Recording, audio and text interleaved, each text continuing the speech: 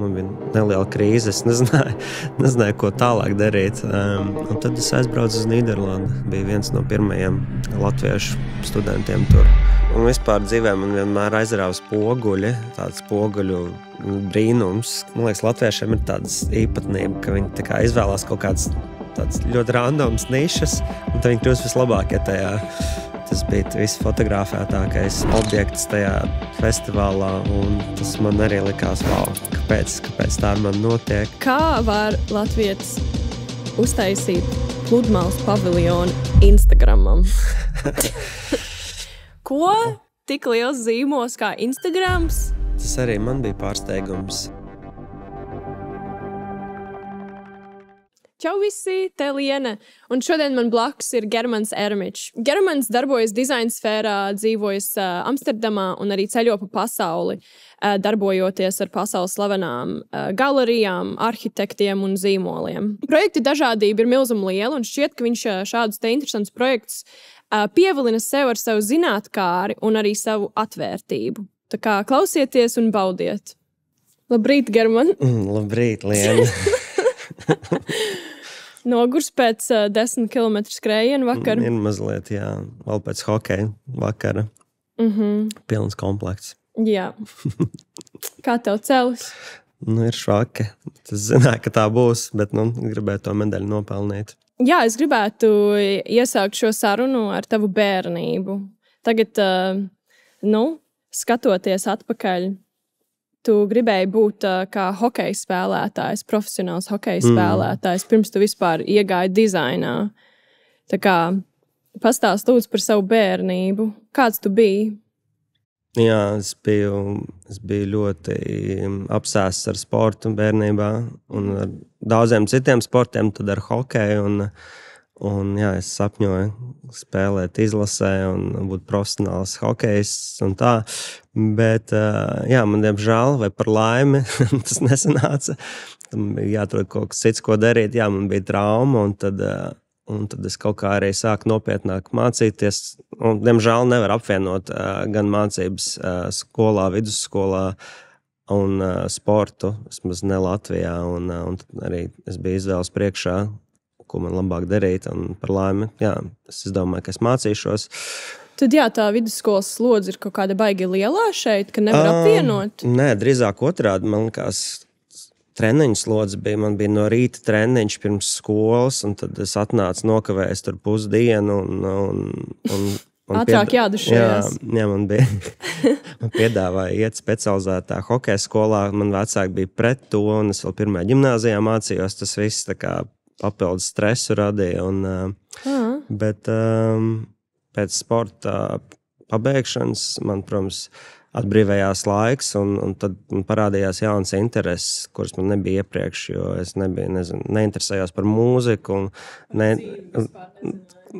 Jā, viss bija ap un par treniņiem, draugiem, komandā, un es nezinu, man daudz citas lietas tajā brīdī man nemaz neinteresēja, un tad skolā kaut kā pavērsās tās jaunās lietas, cilvēki man stāstīja par mūziku, viņi klausās, par mākslu, un par dizainu tajā brīdī pat nedomāju, bet bija kaut kā, jā, pilnīgi jauna pasaule un atvērās pēc tā, jā, sporta dzīves. Vēl runājot par hokeju, vispār kāds tu biji uz laukuma, tā kā kādā līmenī tu spēlēji un kāds bija tavs tā personība uz laukuma, vai tu biji tā kā agresīvs vai? Jā, esmu droši vien daudz mierīgāks dzīvē. Jā, iznāca visārā. Man bija īsts temperaments, bet, tas bija bērnībā tomēr, tīņu gadi, vēlie tīņu gadi, un patiesībā, jā, es nezinu, tu vēl neesi kļūst par profesionāli. Tas ir tas slieksnis, kas tev jāpārvar. Vai te vienā vai otrā virzienā, un es līdz tam īsti netiku. Bet, jebkurā gadījumā tā sporta, mentalitāte kaut kādā citās lietās es viņu tagad arī pamanu savā pieeja darbam. Un vēl aizvien īstenībā es arī sportoju ar lielāko prieku. Un tas ir tā laba atslodze visam to, ko es daru ikdienā. Tad kādā veidā tā sportošana ir specifiskos veidos, kā tas tev palīdz tavā darbā un ikdienas dzīvē? Droši vien kaut kādu rezultātu sasniegšanu, mērķtiecību, neatlaidību, komandas darbu. Es nezinu, tas kaut kāda disciplīna varbūt arī, kā bērnus sporta skolās un nodarbībās tomēr disciplinē un liek strādāt ar sevi un liek, uzstādīt kaut kādus mērķus, pie kuriem tiekties. Varbūt tas kaut kā rezonējās. Tad tu pirmā vidusskolā mācījies? Jā, pirmajā ģimnāzijā. Pirmajā ģimnāzijā. Kā tev tur gāja? Vai bija kā labs students? Īstenībā tas stāsts ir diezgan traģisks, jo es netiku pēc 9. klases bija pārcelšanas eksāmeni, un es netiku pāri, un es būtu ticis, ja man sportā un darbmācībā būtu labas atzīmes. Un tās ir vienīgās lietas, kas man izgāza. Sports, jo es vienkārši uz viņu negāju, man bija 2 treniņi dienā, un darbmācība man nepatika. Un tas ir paradoxāli tam, tas ir tas, ko es šobrīd nosacīti daru, strādāju ar materiāliem tur. Tas man ļoti nepatika tajā laikā. Kāpēc? Es nezinu, vienkārši neinteresēju. Kaut kas cits vairāk patika. Man patika vēsture, patika ģeogrāfija, patika ģeometrija. Vairāk tādas zinātniskie priekšmeti. Bet skola bija ļoti forša. Man tiešām tur tik daudz jauku, interesantu cilvēku, kas man iedvesmoja, parādīja man tās lietas, par kurām es stāstīju, par mūziku, par mākslu. Ļoti dažādi cilvēki. Viņi jau kā jebkurā citā skolā, bet tas kontingents pirmajā bija tiešām izcils, un tas man kaut kā atvēra jaunām lietām pasaulē. Tad tu devies mākslas ceļojumā uz Kopenhāgenu, uz mākslas skolu, jā? Jā, tās ir nedaudz garāks. Es pabeidzu vidusskolu, un es iestājos RTU. Es arī nevarēju atrast nevienu skolu, kurā es gribu mācīties Latvijā. Es sapratu, ka es netikšu mākslas akadēmijā, es nemācēju zīmēt. Mācēju zīmēt, bet ne tādā līmenī, lai man tur pieņemtu, jo tie iestāja eksāmeni ir diezgan, tev jābūt augstā līmenī, un man tāda nebija, protams, un es meklēju, un es pēdējā dienā vienkārši, deadlines bija, lai pieteiktos augstskolē, es aizgāju uz atvērto durvju dienu un pieteicos uz RTU. Tur bija dizaina fakultāte, bet patiesībā es biju ļoti vīlies, jo tas nebija tas dizains, par ko es tajā brīdī iedomājos, ko es mācītos. Tas bija vairāk par materiālu, īpašībām un vairāk starp fiziku un ķīmiju un inženieriju, kas man likās, tas nebija tas dizains, ko es biju iztēlojies, ka es gribētu mācīties. Un pēc gada es aizgāju prom, pēc pusgada es aizgāju prom īstenībā vēl ātrāk, un tad man bija neliela krīze, es nezināju, ko tālāk darīt, un tad es aizbraucu uz Dāniju mācīties, un tur es atradu ļoti foršu mākslas skolu. Viņam ir tāda sistēma, tās saucās tautas skolas, kurām skolēni pārsvarā jau pēc vidusskolas var pavadīt pusgadu vai gadu mācoties sev izvēlētā virzienā. Bez atzīmēm, bez iestāja eksāmeniem. Viņi var sagatavot nākamajam solim, vai sagatavot, vai arī vienkārši pamēģināt, kā būtu, ja tu mācītos dizainu, arhitektūru, vai mūziku, vai ko citu. Un es to gadu pavadīju apgūstot, mācoties dizainu, mākslas vēsturi, ceļojot, ļoti forši bija. Un es tajā laikā arī atradu Eindhovenas dizaina akadēmiju, kas bija, mēs runājam par 2005. gadu. Un man arī līdz tam brīdim, Latvija bija tikko iestājusies, jau kādu laiku bija iestājusies Eiropas Savienībā, bet man tās zināšanas par Eiropas skolām vispār nebija nekādas. Būdams šeit, es pieļauju arī internets bija mazāk liels tajā brīdī, vai es nespēju atrast. Kurā gadījumā man nebija nojausmas par to, kas ir tur ārpus Latvijas, kādas ir iespējas, kādas ir skolas, kādas ir programmas. Un tikai Dānijā es sapratu, jā, aptvērt to, ka ir daudz iespēju, katrā valstī ir interesants skolas, un man bija iespēja runāties ar saviem skolas biedriem, ar viņiem aprunāt izvēles, un arī daudz no mums iestājās arī Eindhovenā. Tā kā jā, es tā sagatavojos, un tad un es vēl gadu nodzīvoju Kopenhāgenā, un man bija prakse, un vēl tajā laikā mēs sākām ar draugiem tepat Latvijā Veto magazīnu, kas bija žurnāls 10 gadus, tāds diezgan leģendārs kultūras žurnāls. Un tad es aizbraucu uz Nīderlandi, sāku mācīties Eindhovenā, un bija viens no pirmajiem latviešu studentiem tur. Šobrīd tur ir, tur diezgan tāda liela latviešu īpatsvars. Man liekas, ka forši dizaina akadēmija, varbūt arī citās skolās, ka cilvēki ļoti plaši izvēlās savu tos amats, profesijas, kurās viņi strādā. Cilvēki kļūst par žurnālistiem, cilvēki kļūst par kuratoriem, pētniekiem, dizaineriem, arhitektiem. Tur ļoti daudz. Mums kaut kā netrenē specifiski vienai lietai. Drīzāk atļauj mums atrast kā savas intereses, un tad jau kā, kuram sanāca, es domāju. Un tad kā arī komunicēt to interesi, tas ir, ko tu māca dizaina skolā. Es domāju, runāt par savu darbu, attīstīt savu rokrakstu. Forši. Un kā vispār nav jau tik viegli tikt iekšā tajā Eindhovenas dizaina akadēmijā, vai ne? Tā kā ne ikvienu paņem. Nē, droši vien, ka nē. Tas ir tur liels iestāja eksāmens.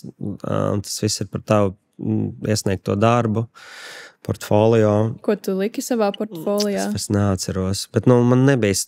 Es tiešām nezinu, tur bija grūti tikt. Kā es tiku. Jā.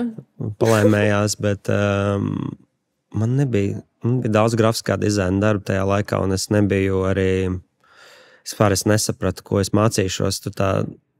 Tur ir kaut kādi 8 departamenti, un tad visiem ir interesanti nosaukumi. Tie nav tā kā klasiskie, tur, produktu dizains, tur telpas dizains, vai tur tie nosaukumi bija man and communication, man and living, man and leisure. Es neatceros tagad visu, bet visi tie nosaukumi bija diezgan abstrakti, un tas, kas notika tajos departamentos, arī bija diezgan abstrakts. Principā tu varēji jebkādu veidu projektu uztaisīt no jebkurā departamentā. Es nezinu, ja tu esi grafiskā dizaina departamentā, arī tiešām var taisīt mēbeles, ja tam ir pamatojums.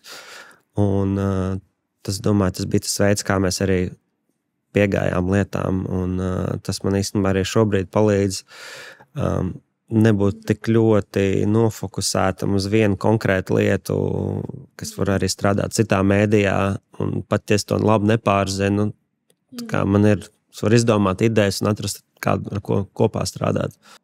Tad tā grafiskā dizaina pieredze tev ļoti palīdz tā kā izvērst to divdimensijāno 2D pasaules, to 3D. Jā, es tā saku, ka es pārvēršu savus 2D, savas 2 dimensiju idejas materialitātē 3 dimensijās. Kaut kādā ziņā, tas ir tas, kā es strādāju, vairāk no idejas, vēlāk attīstot, formu, materiālu, bet pamatā ir kaut kas tāds, vienkārši plakans, kas lēnām iegūst formu un izskatu. Es gribētu arī pajautāt, vai tu esi tā kā ievērojis, ka tava latvietība kaut kā izceļās pasaulē, visur, kur tu esi tā kā mācījies vai strādājis, kā tas tevi atšķir no citautiešiem? Tas ir labs jautājums. Es nezinu, es nekad neesmu uz latvietības piedas, jo man klasbiedri bija, kas bija izteikti interesēti savās saknēs, un tur, bija darbs par vēsturi vai motīviem vai dabu. Es nezinu, vai es tā izteikti kaut kā esmu. Droši vien viss pieredzes, kam tu esi gājis cauri, tevi tā kā veido. Un es droši vien. Jā. Bet kur tu vispār uzaugi Latvijā? Pilsētā vai? Jā, es uzaugu Rīgā, centrā, Ģertrūdes ielā, bet tajā nosacīt sliktajā Ģertrūdes ielas galā. Vismaz 90. tāds bija, tagad, protams, tas tā vairs nav. Bija bailes staigāt mājās?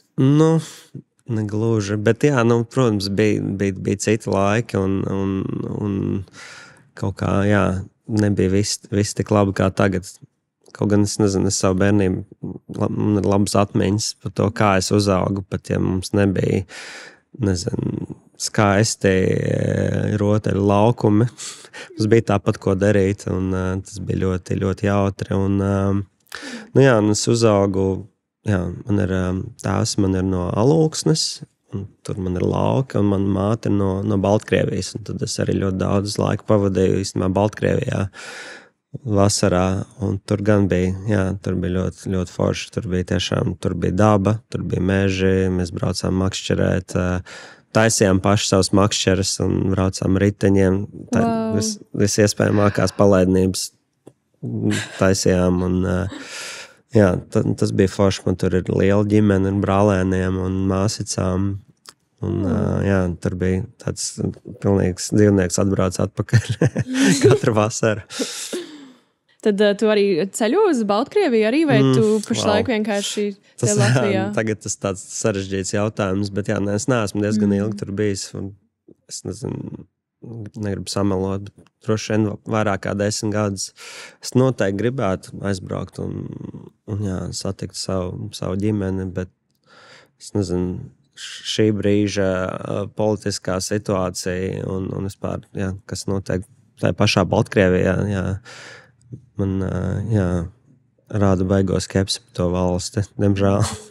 Kas ir tas, ko tu vēlies savos projektos izteikt? Un tas ir atkarīgs no projekta, protams. Man ir svarīgi, lai projektam ir kāda ideja, kas man interesē. Tas varbūt kaut kas konceptuāls, bet tā arī varbūt jā, tas varbūt tiešām kaut kas tikai estētisks. Un jā, tie man darbi ir gan dažādi īstenībā, bet man interesē strādāt ar ideju vispirms un attīstīt to, gan arī vai teksta daļu. Tas, ko es varētu pateikt par šo darbu.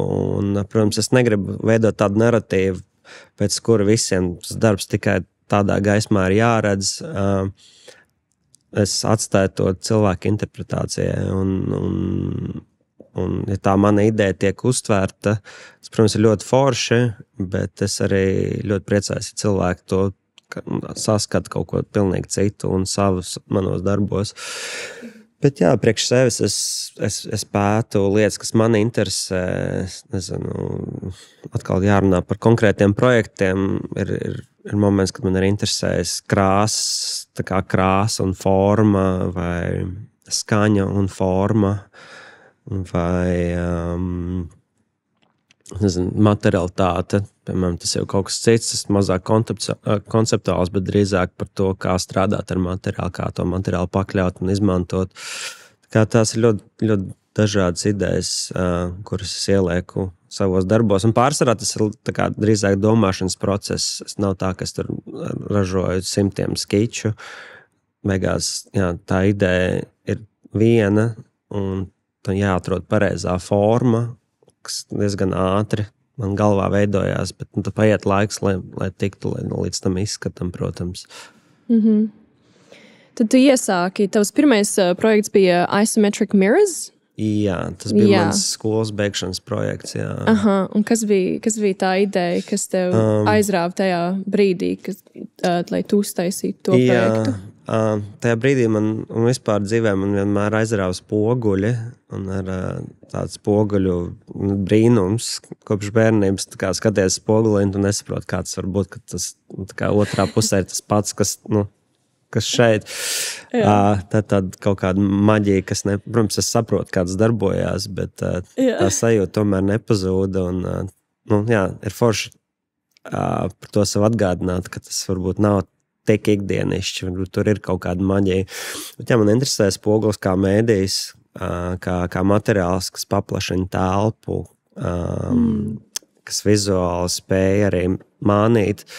Un šis projekts bija par to, ka, jā, kā var izmantot 2 dimensijas, lai attēlot 3 dimensijas, un tas spogulis ir kā tāds paplašinājums telpai, kā 3 atvērumi, caurumi milzīgi sienām. Un, jā, tas ir kaut kas starp to 2D un 3D, un tā izometriska projekcija ir tā kā trīsdimensionāla attēla plakans, tā kā, jā, zīmējums, attēlojums. Un, nu jā, tajā brīdī es vēl nebija īsti sapratis, ka man tieši šis ļoti tas 2D un 3D interesē, bet tas bija tas pirmais projekts, kas man tā kā ievirzīja šajā tā kā domu gājienā, un grūti īstenībā izstāstīt to projektu, viņš ir jāpierādz. Un, piemēram, pabeidzot skolu, bija tās skolas beigšanas dienas, kur bija viesi, un cilvēki var apskatīt projekts. Un tiešām viņam likās, ka viņi apiet apkārt sienai, paskatās, vai tur nav caurums otrā pusē, ja tas tiešām piemānīja cilvēks. Nu jā, un jā, tā ir tā spoguļu maģija. Tad pēc spoguļiem, vai tā Rosanna Orlandi, viņa atnāca uz to beigšanu, uz to projektu beigšanu? Jā, tā ir Milānas galerista, ar ko es vēl aizvien strādāju. Nu jau, sanāk vairāk kā 10 gadus. Kaut kādā veidā viņa tevi atklāja? Jā, katru gadu. Vispār Eindhovens graduation show ļoti populāra, ļoti milzīga un populāra izstādes, kur brauc, nezinu, kuratori, tur dizaini, interjeri un viss tā kā ļoti daudz uzmanības tiek pievērsta. Mēs to zinājām. Kad tas tieši ir piedod? Tas notiek Holandas dizaina nedēļas laikā, oktobrī. Okay. Tas ir viens no svarīgākajiem šoviem. Nu jā, un tad milzīga uzmanība tajā laikā ir visiem studentiem, un, protams, tev jāpaspīd tajā brīdī. Tu zini, ja tu tur esi, tev var pievērst uzmanību, un, protams, tas visiem bija svarīgi. Un, nu jā, un man tajās dienās arī izveidoja savu tiešām svarīgus kontaktus, savus pirmos svarīgos kontaktus, ieskaitot Rozānu un tur vēl citi cilvēki, tur Londonā bija cita galerija, ko es sāku strādāt, Amsterdamā arī. Tie bija tie pirmie soļi tajā pasaulē, par ko es vēl daudz pat nezināju. Vienkārši piegāju un uzaicināju izstādīties viņas galerijā Milānā. Un tā mēs arī sākām, jā. Forši, vai ne? Jā. Jā. Es pat īsti nezināju, ko viņi dara tā godīgi. Viņi vienkārši izskatījās svarīgi un forši. Ar tām brillēm, jā. Ja cilvēks nāsā tādas brilles, un tā izskatās, viņš noteikti ir svarīgs. Tev jāiegādājās kaut kādas saulens. Nu jā, viņai bija tas luks. Jā. Tu zini, ka tas tur ir kaut kas nopietns. Game face. Jā. Bet jā, tas ir forši. Man arī patīk, ka es nevienmēr, arī šobrīd es nevienmēr zinu tos slavenos cilvēkus vai kas ir kas pasākumā, un tas man kaut kā arī vienkāršāk, bez stresa un ekspektācijām ļauj komunicēt. Un ir daudz tādu gadījumu bijuši, kad es stāvu blakus un vienkārši runājos ar īpaši svarīgu cilvēku, pilnīgi nezinot neko, un normāli pajautāju, ko viņš dara. Jā. Lai nav tie tauriņi vēderā. Jā. Tad nelasu vispār nekādus rakstus. Vai? Nē, es ļoti interesējos. Es vienkārši varbūt nepētu tos cilvēkus tik daudz. Fokusējies uz sevi, kas tev patīk? Nezinu. Katrā ziņā networkings nav mana varbūt stiprākā puse. Tiešām? Kaut gan man saka pretējo, bet es tā nedomāju. Dabīgi nāk ārā. Es ceru. Un tad pēc spoguļiem tad tu iegāji vairāk uz stiklu, jā? Nu jā, kopumā tas vispār man tas pirmais darbs, beidzot dizaina akadēmija, kā reiz man atvērt to materiālitātes pasauli, stikla pasauli, un tad pēc tam es arī lēnām sāku eksperimentēt ar krāsu tehnoloģijām un stiklu un dažādiem stikla tipiem, finišiem un tādā garā. Un, tas bija tāds garš pētniecisks process, kurā kādu laiku vispār netapa neviens darbs, bet drīzāk paraugi. Un es sāku domāt, ko man ar to visu darīt, jo tas viss izskatās ļoti forši. Un tad vēlāk arī skolas pabeidz 12. un 11. gadā. Tikai 14. gadā tapa mana pirmā tāda īstā kolekcija, Shaping Color, kas arī pētīja to ideju par krāsu un formas miedarbību, kur man interesē, arī tas tāds vairāk konceptuāls jautājums, man interesē, kas ir tā kā svarīgāk, forma vai krāsa, un kā viens otru spēj ietekmēt, piemēram, vai krāsa var noteikt objektu formu, vai otrādi, vai objekts vienmēr nosaka krāsu, bet tā pamatideja bija tāda, ka izmantot krāsu nebija, es neuzskatu, ka šajā projektā neuzskatīja, ka tas ir tāds dekoratīvs finišs, ka tas var būt dizaina daļa, kas tā kā veido objektu, jo ka pamudina kaut ko. Piemēram, strādājot ar dizainu, bieži vien krāsošana, tā kā krāsa izvēle ir tāds gala izvēle. Tev ir objekts, un tad tu izdomā kaut kādu foršu krāsu, bet kā būtu, ja tu sāk domāt par objektu no krāsas puses, un tad, kas sanāk tad. Un tā arī tapa tā pirmā Shaping Color kolekcija, vēlāk arī otrā, un tad tur daudz visādi citu darbu atvesinājās no tā. Un atkal tur ir ideja par to 2D, 3D, kā krāsa īstenībā kļūst par formu. Un tas vēl aizvien ir tas pavadiens, aiz kura es tā kā ķeros un cenšos strādāt arī citos mēdījos, piemēram, ar skaņu vai ar paklājiem, ir kaut kas līdzīgs. Tā krāsa izmantošana tāda viltīga. Es negribu, lai tas ir tikai dekoratīvi, bet tam ir kaut kāda noteicoša loma objekta izveidē. Tu vēlies, lai cilvēki skatās uz objektu vai taviem projektiem un kaut kā savus behavior maina vai jo, piemēram, Seulas dzelzceļa stacijā, metro stacijā krāsas iet no dzeltena līdz lilā. Ko tās krāsas nozīmē? Nē, tā es noteikti nepētu krāsas. Man ir, nav tā, ka neinteresē tā krāsu psiholoģija. Tas nav pēc kā es īstenībā vados. Jā, protams, man tas interesē. Es painteresējos un papētu, ko tas nozīmē, bet tas nav tas tā kā nemaina manas izvēles. Tas drīzāk vienmēr ir pēc sajūtām, pēc tā, kas dara, pēc tā, kas labi izskatās, kas labi sajūtās, piemēram, katrā projektā. Un, tās Seulas metro krāsa droši vien bija kaut kas nomierinošs, un, tur tā ideja arī bija par to, ka tās krāsa ir uz sienām, un siena ir 3D formēta ar tādiem viļņiem no gan arī plakana, maziem vilnīšiem pāriet milzīgos viļņos.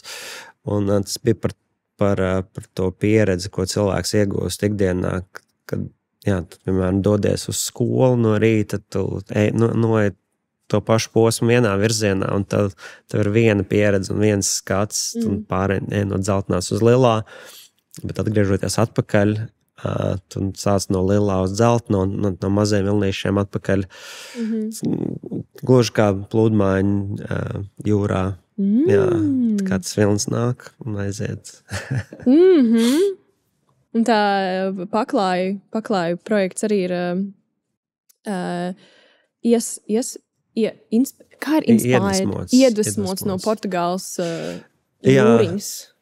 Principā no jebkuras jūras pludmales, bet tas bija Portugālē, kad es skatījos, vienkārši man ienāca prātā, skatījos uz surferiem un viļņiem, un man interesē, vienkārši redzēt to kā tādu milzīgu paklāju drapējumu. Tā kā skatoties no augšas, no tām klintīm. Jā. Un man patīk, kā tas veidojās, un tad tā visa kolekcija bija iedvesmota tieši par to, pludmaiņu, par to, ka tas raksts, kas ir paklājā, ka viņš pats sevi izveido gluži kā tāds fluīds, kā ūdens, kuram ir savs raksturs un veids, kā tas sevi attēlo. Un, tas projekts bija par to, un kā arī par kā apvienot krāsu un kā izveidot miedarbību starp krāsu un faktūru. Tā kā tie visi tie posmi krāsēnē, ja tu atceries to projektu, tad tiem ir dažādi augstumi arī. Tur viņiem ir tāds labs. Bildēs nevar redzēt. Jā, bildēs to nevar redzēt. Daudz ko īstenībā bildēs, diemžēl, neparāda, kas ir vairāk dzīvē jāpierādz. Un tad un tavs tas ombrei krēsls, tas ir tik skaists. Paldies. Tik skaists, ir mazāks un ir tāds lielāks. Jā, tie ir divi. Un tur arī viena galds arī ir klāt. Man ir ļoti daudz dažādu objektu, bet kas ir atvesināti viens no otra un, nezinu, dažkārt ir kaut kādas modifikācijas. Bet par pašu krēslu, tas ombre glass chair, tas bija mans pirmais krēsls, un tas arī vairāk ir kā ideja par krēslu. Tas noteikti nav krēsls, kurā es risinu ergonomiku vai komfortu. Tas drīzāk ir par atkal problēmas raisies. Iespējams, jā. Nē, man interesē, tas nav noslēpums, ka krēsls ir tas, objektu karalis. Tas svarīgais visiem arhitektiem ir svarīgie krēsli, un viss pasaules ir ap krēsliem dizainā. Un tas ir būtiski. Nav tā, ka mums pietrūks to krēslu, bet tāpat. Man bija svarīgi arī, es gribēju uztaisīt savu krēslu. Tas kaut kā tomēr, tas bija tāds ļoti svarīgs statements. Iepriekš te bija plaukti spoguļi, bet tomēr tie nebija krēsli. Un es ilgi par to domāju. Un ir Shirokuro Matsu stikla krēsls, kas ir dizaina ikona. Un es ļoti bažīgi tam piegāju, kā es varu uztaisīt vēl vienu stikla krēslu, jo ir jau viens, kas ir tik slavens, bet man bija ļoti precīza ideja par to, kāpēc es to gribu darīt. Un šī ideja bija par krāsu un par to, kā var definēt krēslu, jebkuru objektu, bet šajā gadījumā krēslu ar krāsu. Un tas krēsls ir no stikla, bet tam īstenībā nav nozīmes. Tas ir par to, kā es veidoju pašu objektu no krāsa un kādu pieredzi tā sniedz. Un ar visu atsaucu uz kura matu. Un tas darbs tika pieņemts ļoti, ļoti pozitīvi un vēl aizvien rezonē un cilvēks tas interesē. Un tas ir arī man noteikti mana karjera pabīdījis uz augšu. Tieši tas krēsls, jā? Jā, tas bija kaut kāds 3 gadus vēlāk, kad es katru gadu vienmēr atvedu jaunu kolekciju. Un tāpat īstenībā gāja diezgan labi, jo cilvēks interesē mans darbs un bija publikācijas un parādījās pirmie klienti un projekti, bet krēsls kaut kā pilnīgi visu radikāli mainīja. Un tas tāds, veiksmes stāsts. Jā. Dizaina objekts. Tev pašam ir tāds krēsls vispār mājās? Man nav vietas tam, bet varbūt nākotnē. Es vispār nedzīvoju ar saviem objektiem. Tas kaut kā man patīk. Man patīk tas, ko es daru, bet es negribu, lai tas man ir apkārt visu laiku. Tad apnīk, jā. Es nezinu, man atslodzē patīk kaut kas mierīgāks. Protams, man patīk krāsas, bet man arī patīk, naturāli materiāli, akmens koks. Tam nav obligāti jābūt. Manai privātai dzīvē nav jāizskatās pēc mana darba, arī man pašam nav jāizskatās pēc sava darba. Daudz cilvēku gadījumā, mākslinieku, dizaineru gadījumā tā varbūt nav taisnība. Kā cilvēki izskatās pēc tā, ko viņi dara, vai viņu vide ir iekārtot tā, bet es kaut kā, es nodalu. Nevajag brilles. Kas ir bijis tāds visgrūtākais projekts, kurā tu esi bijis iesaistījies? Tā kā kaut kas ņēma tik daudz spēku un enerģiju, ka tu pēc tās reizes esi kļuvis kā cits cilvēks, vai ir tāds bijis? Es nezinu, katrs projekts ir gan grūts. Es uzstādu sev diezgan tādu augstus kritērijus, lai kaut ko darītu vispār. Ja es nevaru to sasniegt, tad man ir bieži vien sajūta, ka labāk to vispār nedarīt.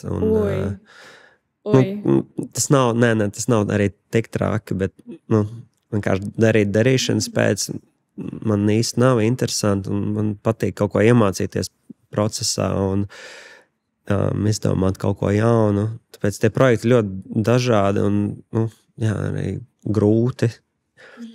Kaut vai šobrīd strādājot ar medaļām, tas arī pilnīgi jauns projekts, Rīgas maratona medaļas un pilnīgi citu uzstādījumu un kā projekts ir maziņš, nosacīts objekts ir maziņš, bet kopumā tas vēstījums un tā jēga, tas viss, ko tas reprezentē un ko es gribēju ar to izdarīt, tas beigās īstenībā bija ļoti grūti un tas prasīja vairākus mēnešus bet skatoties uz objektu, īstenībā tā varētu nepateikt. Bet Tur slēpjās daudz un piņķerīgi ceļi. Daudz un piņķerīgi ceļi, bet tā ideja ļoti, ļoti, ļoti vienkārši. Tas ir par kurpšņoru, kas tā kā apvieno visas skrējējus. Tas ir, var runāt metaforās, es neesmu pārāk pielādējis to projektu ar tā kā smalkām idejām, bet to var interpretēt kā grib. Tas ir par ceļu, par personīgo pieredzi un vispār man interesē tāda ideja par maratonu un par sportu kā tādu demokrātisku pasākumu, kurā var piedalīties jebkurš iesācējs vai, rūdīts profesionāls, bērns vai seniors. Arī ar ceļu problēmām. Tas pēc tam šķiet. Un ka tā ideja vajadzētu rezonēt arī ar visiem cilvēkiem. Tam jābūt saprotamam un iekārojamam arī. Jā, tā patīk tās medaļas, ka viņas tā kā 5 kilometri maza kurpšņori, 10 kilometri mazliet vairāk, 21 tur pusīt un tad 42 tur viss. Tas ir viss spēku un enerģija, kurpšņors, viss ir iekšā. Tas īstenībā, parasti katru gadu viņiem ir, varbūt ne katru gadu, bet viņiem ir tā viena lielā medaļa, un viņi samazina. Man tas likās mazliet negodīgi. Tad izmērā. Ka tu tā kā dabū mazāku medaļu. Es domāju, katrs cilvēks, kurš noskrien savu distanci, viņš iztērē savus 100%, un man likās, ka medaļām jābūt vienā izmērā. Tas saturs varēja mainīties. Kas ir bijis tavs vismīļākais projekts? Nezinu, man katrs projekts ir mīļš, ja viņš izdodās. Bet ir tomēr tādi mokpilni projekti, par kuriem nav milzīgs prieks. Varbūt tur, tu izdari visu, bet ražotājs nevar labi viņu uzražot. Bet mīļš projekts, es nezinu, grūti pateikt. Šī brīža projekti man arī ļoti mīļi. Man ļoti patīk strādāt īstenībā. Vispār man ļoti mīļi projekti tādi, kas tiek izdomāti, dienas laikā. Tad, protams, pie viņiem strādā mēnešiem. Kaut vai tāpat medaļa vai skaņas projekts ar Bang & Olufsen, kuras arī man bija skaidra ideja par to, ka es gribu padarīt skaņu taustām, ka tu varētu pieskarties fiziski un sajust formu tai skaņai, ko tu dzirdi. Tā ideja, burtiski teikumu garumā izsakām, bet kā to dabūt gatavu, tas bija interesants ceļojums. Man patīk izdomāt kaut ko tādu un tad aizvest sevi tajā ceļojumā un nonākt pie tā rezultātu, pie ko tu izdomājies sākumā un varbūt jūti, kā tas varētu izskatīties vai sajusties. Nu jā, un tie visforšākie projekti, kas ir tā kā negaidīti, jā, no izteiktām domām, idejām pārvēršās. Tik interesanti, jo es uzskatu savu impulsīvs cilvēks, jā. Bet tagad, kad es esmu mazliet vecāka, es gribu būt neimpulsīvāk un izdomāt manas idejas tā kā riktīgi. Bet tu zini, ir aizraujoši, ka tev kaut kas tā kā ienāk prātā, un tad tu uzreiz tā kā to var izdarīt, jā. Ka tev nav jādomā, es pagaidīšu nedēļu, un tad redzēsim, vai man tā ideja vēl patīk. Nē, izstrādāt tajā momentā. Kaut kā man liekas, ka tas man strādā labāk un izklausās, ka tas arī tev ir tā. Bet ne visas idejas, protams, ir labas. Ja? Tur arī lielākā daļa droši vien nav labas idejas. Pēc tā hype, kas man bija prātā. Bet ir idejas, kas aizķerās un par kurām turpina domāt. Un vienā brīdī ideja pārtop par projektu. Un kā?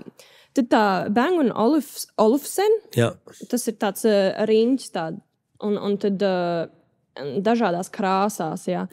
Un tad, ja tu pieskaries, tad viņš spēlē?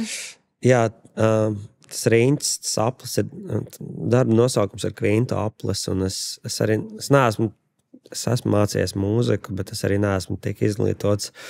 Jā, Kvinta aplis, principā, ir veids, kā mūziķi, atrod harmonijas, un tur viss nots izkārtots aplī. Un tas tika uzzīmēts uz papīra, un tas ir kā špikers, bet es biju iztēlojies, ka es gribu to Kvinta apli vizualizēt 3 dimensijās, dot tam formu, vērtību katrai no notīm. Un tā bija mana interpretācija materiālā, un tad tie posmi, katram posmam ir sava forma, un katram posmam bija sensors, kas ģenerēja skaņu, un tu varēji pieskarties dažādiem posmiem un veidot tās harmonijas, vai tieši neveidot harmonijas un veidot kaut kādu briesmīgu skaņu, nē. Bet tu varēji gluži kā mūzikas instruments spēlēt. Nespēlēt, bet jā, tas bija tāds skaņas pieredze, kurā tu piedalījies viens pats vai vairākiem cilvēkiem. Un es sadarbojos ar Bang & Olufsen inženieri un arī vienu mūziķi, kas man palīdzēja ar visu teorijas daļu.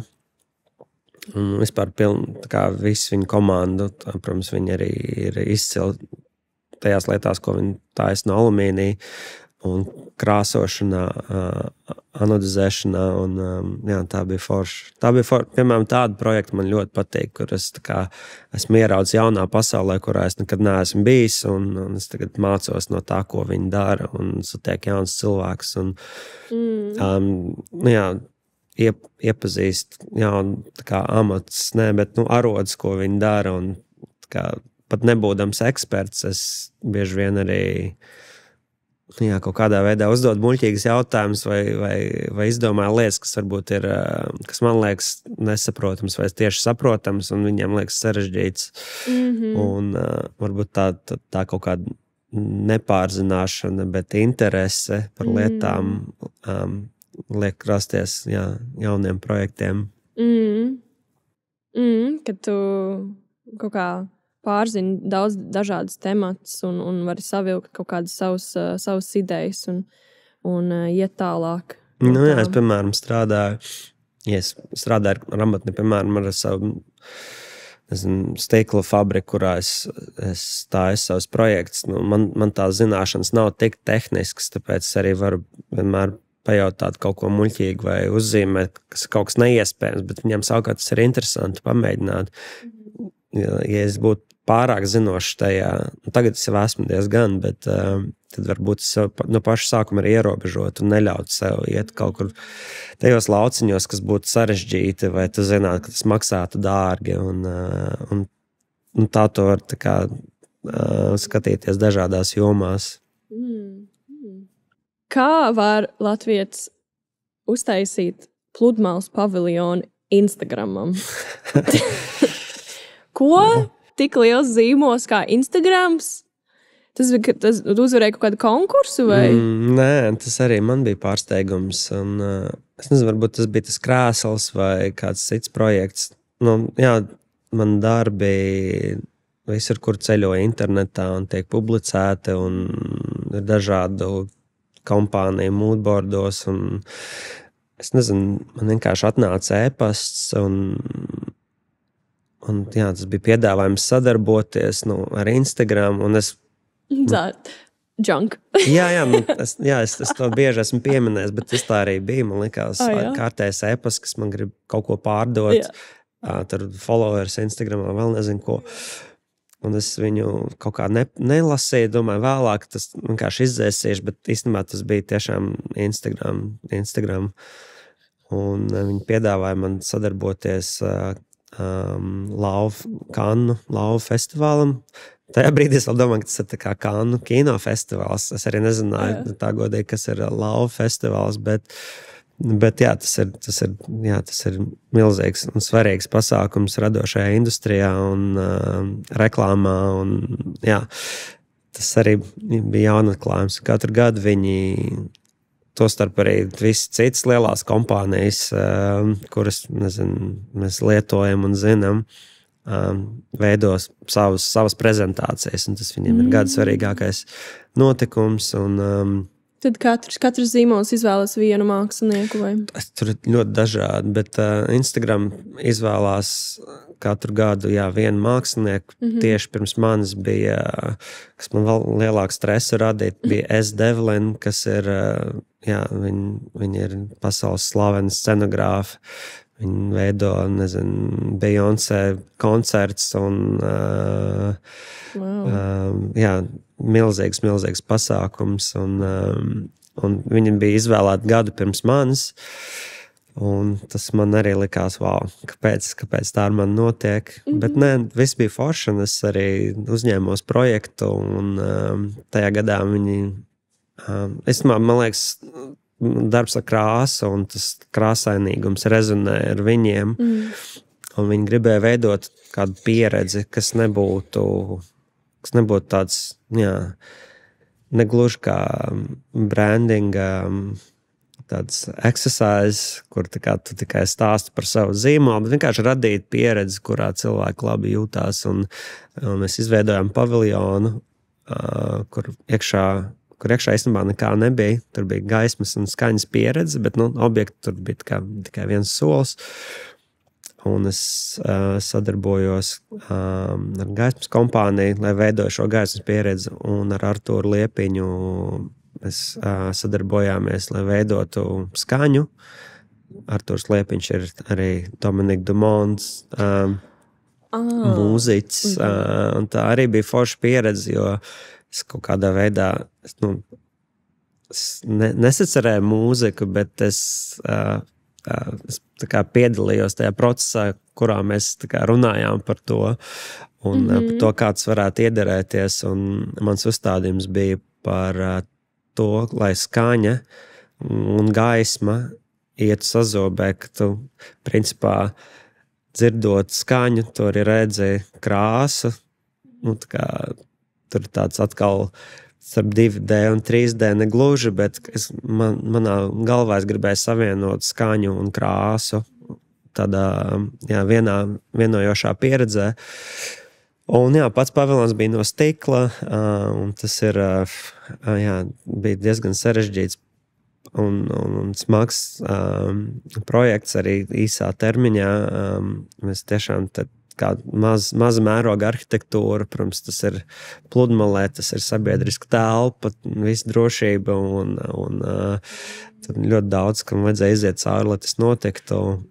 Bet tas bija, un par pašu to fasādi, tas projekts saucās Where the Rainbow Ends, kā ar jautājumu zīmi, kur tad īsti beidzas varavīgs, un manā galvā, vai mana atbilde drīzāk tā nebeidzas. Tas ir brīdis, vai mēs to redzam vai neredzam. Principā, redzamajā gaismā ir visi staru garumi, bet mēs to neredzam. Vienkārši redzam baltu gaismu.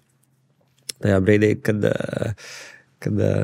gaisma iet cauri prizmai, tur tās krāsas sadalās varavīksnē, un tā fasāde reprezentē pilnīgi visas krāsas, un lēnām uz tā kā paviljonu, uz ārsienām un uz aizmuguri tās krāsas pazūd, un pats paviljons pārvēršās tā kā spoguļu paviljonā bez krāsas, un arī jumts ir stiklots, un principā sanāca, ka krāsa ir tā kā trīsdimensionāla sedzeņa, kas apsedz to paviljonu, jā. Bet, jā. Tad tu ieskaties spogulī, un tad tu saproti, ka tu esi varavīksnes beigās. Tas bija tāds arī super selfie moments. Viņas, tas, protams, ļoti interesē. Viņi gribēja, lai cilvēki ar maksimāli daudz bildēm aiziet prom no šī pasākuma. Tā tas arī bija. Tas bija visfotografētākais objekts tajā festivālā. Un, tas arī, tas viņiem bija kā Instagram, protams, tas bija ļoti svarīgi. Un arī palīdz tavu vārdu izvest pasaulē arī. Protams, jā. Tagad viņš ir Portugālē, bet kāpēc Portugālē? Jā, tur ir garš stāsts, var tā kompakti izstāstīt. Mums bija liela plāna, ko tālāk darīt ar šo paviljonu. Mums bija ideja, ka tas varētu arī nonākt Facebook headquarteros Kalifornijā. Un tas tika plānotas arī citas izstādes un pasākumi, bet uznāca Covid un vienkārši viss apstājās un visas tās idejas palika, iesprūda pirmkārt un palika neaktuālas un tas paviljons tika glabāts noliktavā vairākus gadus un mēs īsti nezinājām, ko ar to darīt. Tas arī, protams, maksāja naudu, tā glabāšana un tad mums bija izvēle vai nu iznīcināt, kas būtu šausmīgi, vai nu kaut ko ar to darīt. Un, tas tā nav maza, tā nav maza lieta, kur var vienkārši kaut kur paglabāt. Un dzīvot tur iekšā, ne? Tie tā kā 50 kvadrātmetri un platības. Jā, tā varētu būt maza mājiņa, bet mēs arī līdz tam tiekam, ka vienam manam draugam ir skaista māja Portugālē ar zemi. Arī negluži nekurienes vidū, bet ir tiešām skaista vieta.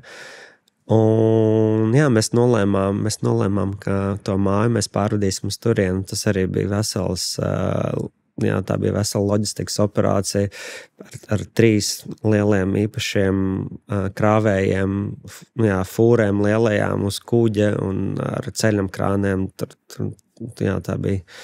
Tā bija milzīga operācija, kas bija jāizdara, lai to visu izdarītu, kā pārvest un uzinstalēt. Bet šobrīd tur vienkārši tā mājiņa tur stāv. Mēs tur plānojam kaut ko tur darīt. Šobrīd tur nekas nenotiek. Viņi tur ir uzinstalēti. Bet nākotnē mēs gribētu atvērt jumtu un varbūt ielikt, vannu vai mēs vēl domājam par to, bet tas varētu būt kaut kāds, tā varētu īpašā vietiņa, kur palikt pa nakti. Bet līdz tam vēl ir tā, un tas arī ļoti dārgi maksātu, tāpēc mēs baigi nesteidzamies. Nākotnes plāns. Jā, bet tā tēlēni izsakoties, man ir māja Portugālē. Jā, māja. Jā. Tad tu ilgāku laiku pavadīji Portugālē. Arī, kad tagad tev, tas draugs ir Portugālē, tad tās paklāja ir.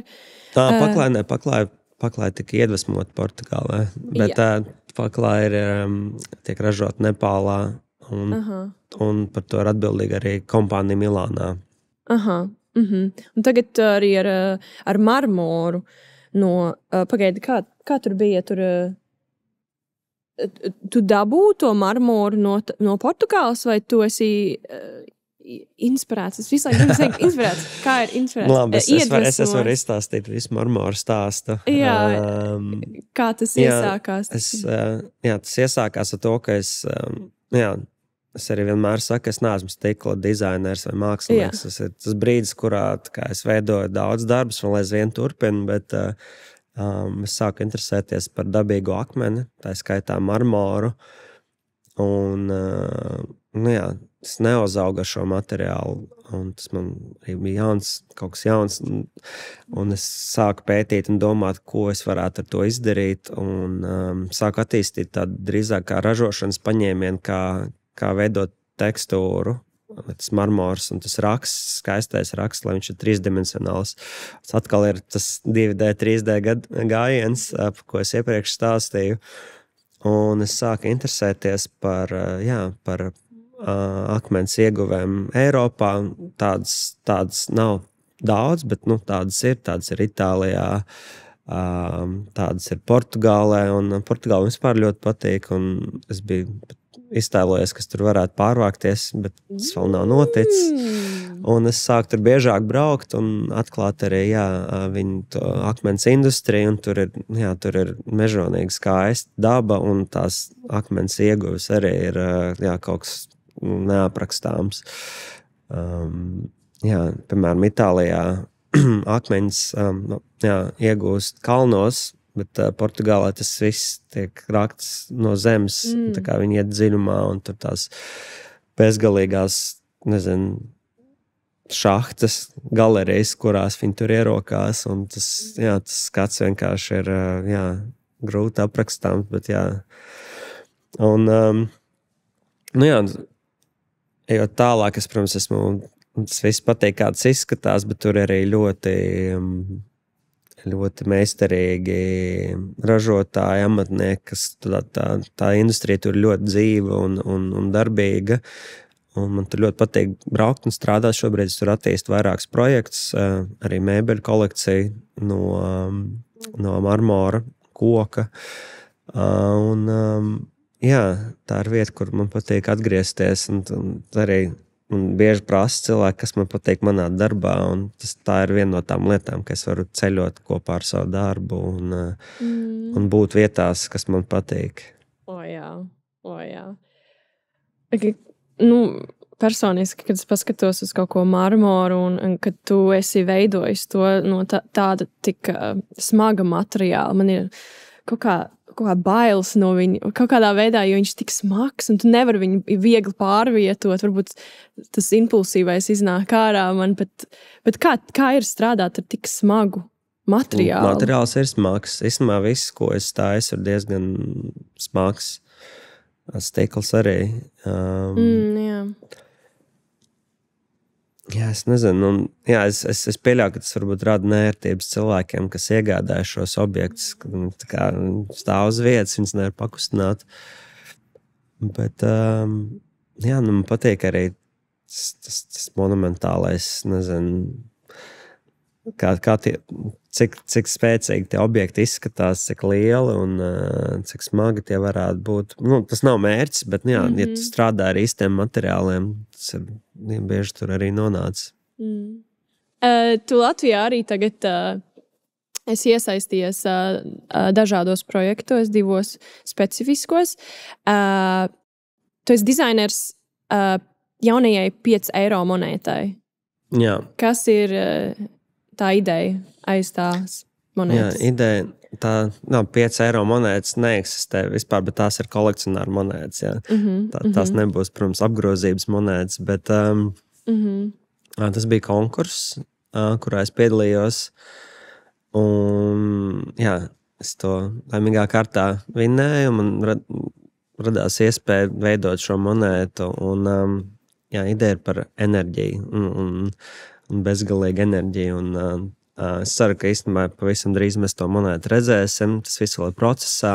Viņa tiek kalta Nīderlandes karaliskajā kaltuvē, kas arī ļoti interesanti, ka tas ir man dzīvojot Amsterdamā. Tas ir strādāt Nīderlandē, bet Latvijai. Tāda monētas pamata ideja ir attēlot ūdeņraža kodola sintēzi, kas spēj radīt enerģiju, bezgalīgu enerģiju, jo ūdeņradis ir visizplatītākais ķīmiskais elements izplatījumā, visumā. Un tā ir tāda cerība uz nākotnes enerģiju, kas būs pieejama, tīra un bezgalīga. Bet, tas ir viss zinātnes cerība. Es nezinu, cik gluži gadsimtiem, bet gadu desmitiem zinātnieki ir gājuši šajā virzienā, bet tas vēl nav sasniegts. Bet tā ir tāda cerība un nākotne par to, ka mums būs tīra, droša un bezgalīga enerģija pasaulē. Un uz monētas es gribēju attēlot tieši kā ķīmijas stundās tās bumbiņas un viss tos elementus, lai tas būtu kā tāda monēta, kur rādot var izstāstīt par šo kodolu sintēzi, un otrā pusē monēta ir tāds abstrakts šī sintēzes, reakcijas attēlojums.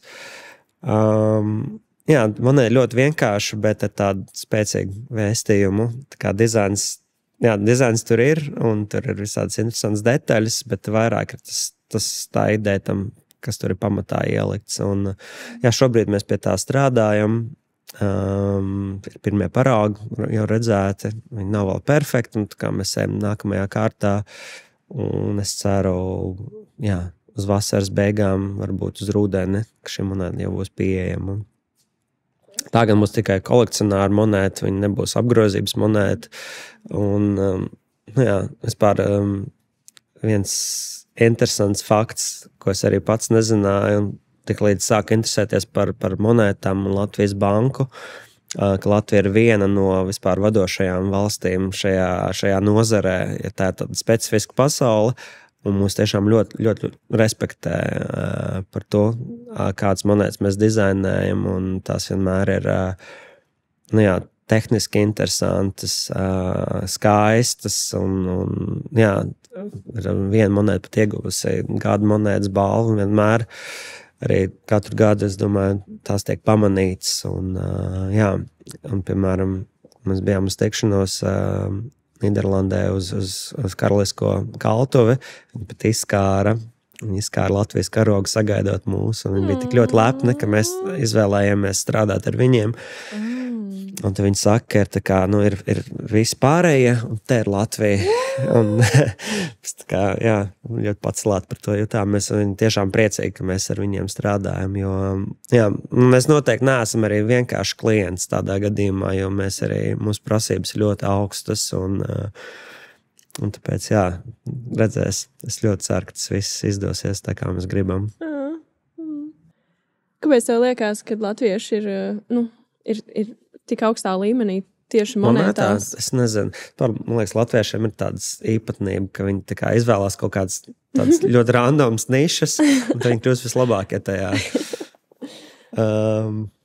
Bet tur ir katram gadam ir vairākas tās 5 eiro monētas vai tikai viena? Katra nacionālā banka ir, tā pasaule, es viņu tik labi nepārzinu, bet tur katrai bankai ir savi uzstādījumi, kāpēc vispār eksistē un kāpēc viņi to dara. Un gadā tur iznāk 10 vai 11 monētas, varbūt mazāk. Un katra pasaules banka laikam ar to nodarbojās. Un tā ir vesela sfēra, kur ir kolekcionāri.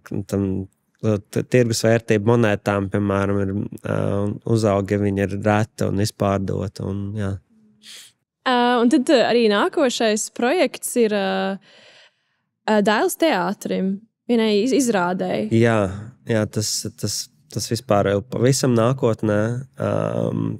Mēs tikai tagad sākām sarunas, un pirmie soļi es veidošu scenogrāfiju lielajai izrādēji Dailes teātrī nākamgad aprīlī, februārī. Un šobrīd vēl ļoti daudz vēl nevar izstāstīt, mēs tikai esam sākuši pie tā strādāt. Tā būs Olgas Tokarčukas grāmata Drive Your Plow Over the Bones of the Dead, kas šobrīd arī tiek tulkota un latviešu valodā. Un pirmizrāde arī sakritīs varbūt ar grāmatas izdošanu, varbūt grāmata būs ātrāk. Bet latviskā versijā tas būtu dzen savu arklu pār mirušo kauliem tas laikam būs tas nosaukums, bet varbūt tas mainīsies, es nezinu.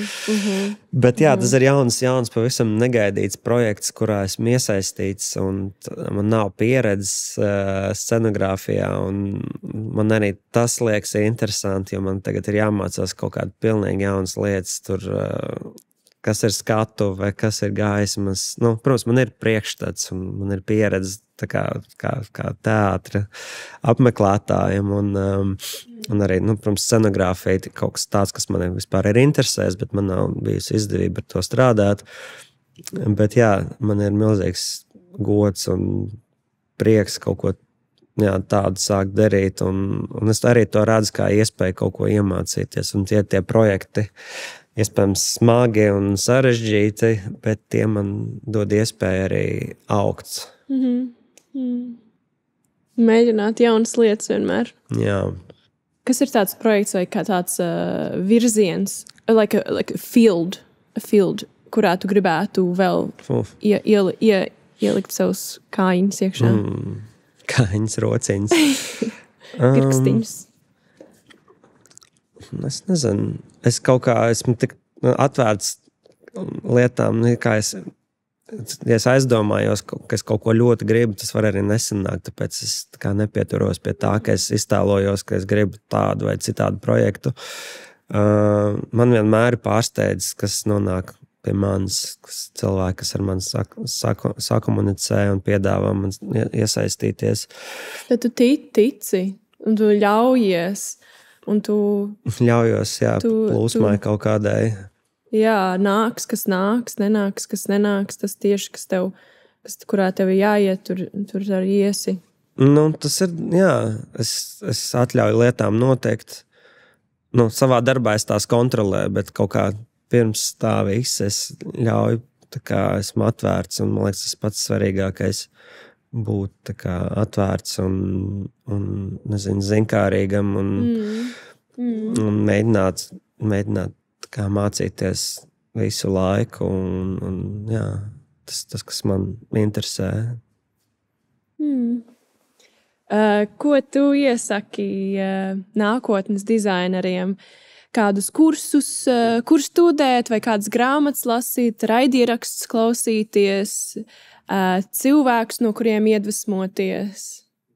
Droši vien neko labu nevar ieteikt tādā ziņā kā perfekto grāmatu vai kursu, bet es domāju, kopumā būtu vienkārši ļoti atvērtiem un zinkārīgiem, zinātkāriem, vienkārši būt atvērtam jaunām lietām, jo, man liekas, arī būt ārpus komforta zonas, tas ir interesanti. Varbūt tas ir sarežģīti un nepatīkami, nav pierasti, bet es teicu, ka tas arī ļauj kaut kur tālāk pavirzīties, kaut ko atklāt sev. Un, nu jā, es nezinu, ko jauniem cilvēkiem ieteikt. Droši vien, jā, man liekas, tagad ir tas brīdis, kad, piemēram, man ir praktikanti, un es redzu, kā viņi mēģina iestartēt savas karjeras, un mūsu vecuma atšķirība nav tik milzīga, bet es atļaujos teikt, manā laikā bija citādāk.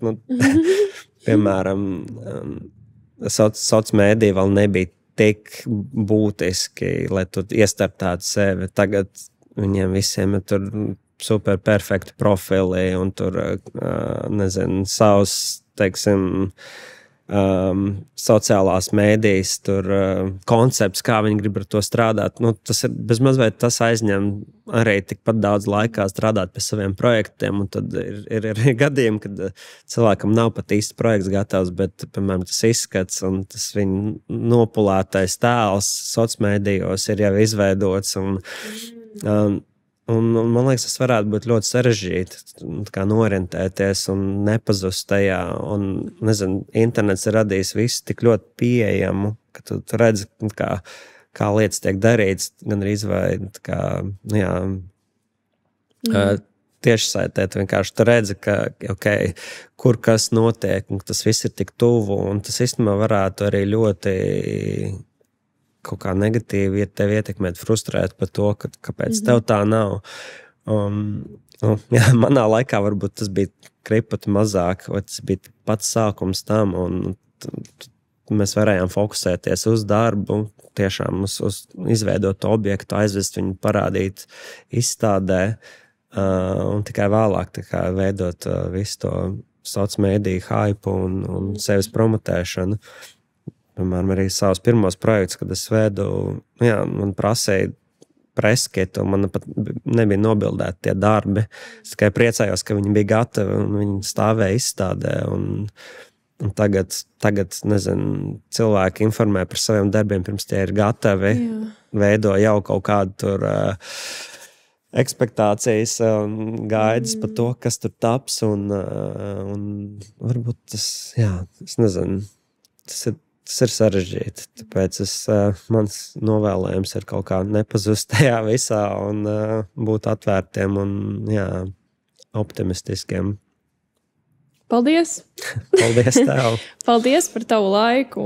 Tu ļoti daudz dod. Lai tev viss veicās, es ceru, ka pēc Portugāles tu arī pārvāksies šeit uz Latviju. Es arī ceru. Mums daļēji. Jā, tas būtu super. Mums vajag cilvēkus kā tevi šeit. Paldies! Paldies.